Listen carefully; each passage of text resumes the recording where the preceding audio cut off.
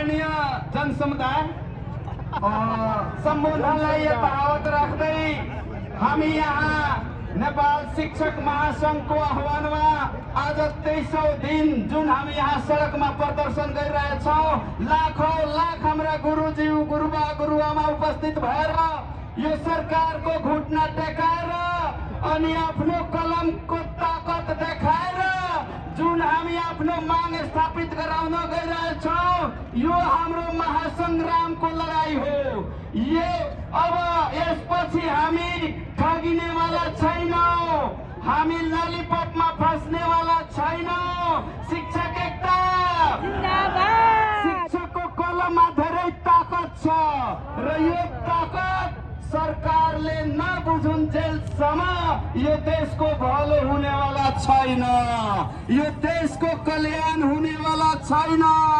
नेपाल सरकारलाई यो शिक्षकको कलममा कति ताकत छ भने बुझ्नै पर्छ, नबुझे कल्याण नै हुँदैन। तपाई हेर्दै जानुहोला अहिले स्टेप बाई स्टेप यो देशको अवस्था कस्तो भइहाल्छ।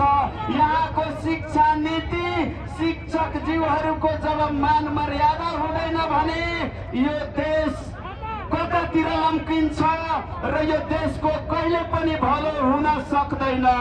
त्यसकारण एउटै आवाज छ, हामीसँग बन्दुक छैन, हामी बन्दुक चलाउँदैनौँ, हामी आगो लगाउँदैनौँ, हामीसँग कलम छ र यो धेरै ताकतिलो छ। शिक्षकको कलममा धेरै ताकत छ, यो सरकारले बुझ्नै पर्छ, नबुझे कल्याण हुँदैन। र तमाम हाम्रा गुरुबा गुरुआमा सम्पूर्ण शिक्षक जीवहरूसँग म अनुरोध गर्दछु, जबसम्म हाम्रो माग सम्बोधन हुँदैन तबसम्म हामी रोड छोड्दैनौँ।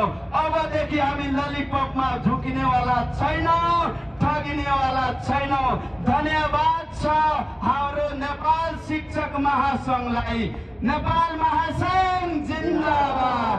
सम्पूर्ण शिक्षक शिक्षिकाजीवहरूको, सम्पूर्ण भराइटीको शिक्षकजीवहरूको कल्याण हाम्रो नेपाल शिक्षक महासंघले गर्नुहुन्छ।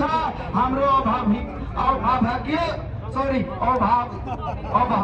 अभिभावकीय अनि बोल्दा बोल्दै मलाई आवाज पनि बिग्रेको छ। अभिभावकीय भूमिका जुन निर्वाह गरिराख्नु भएको छ उहाँलाई म धन्यवाद दिँदै अब जादु कला एउटा प्रस्तुत गर्न गइरहेको छु। तपाईहरु ध्यान दिएर हेरिदिनको